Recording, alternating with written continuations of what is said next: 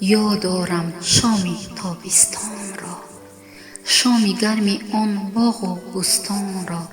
روی حوله کت چوبین کلان، قالین ها گسترده و انتظار همگان. چهار سو آب پاشیده و بوی ریحان، آش دم خورده انتظار والدان.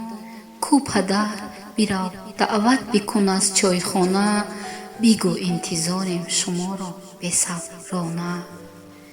کودکیم کجا رفتی ماندم بی بال و پر، تو با خود بردی همه گرمای تابستان را. همان حوله همان کتی چوبین نشد دیگر، لیک نیافتم من بوی آن آش و ریحان را. دوستان عزیز، شب همه شما بخیر و شادی باشد. تا روز دیگر خداوند نگهبان ما و شما.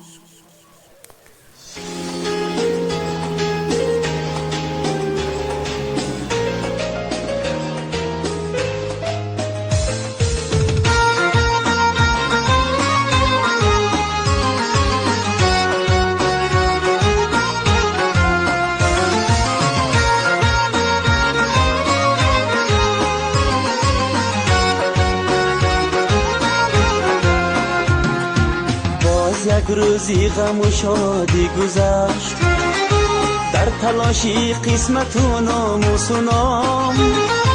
باز یک خورشید ما را ترگود، ماهی نو پیدا شد اندر افقشان.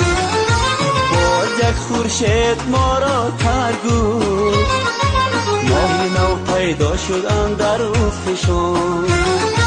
شب بخیر هم نشینا، شب بخیر، شب بخیر هم زمین و شب بخیر.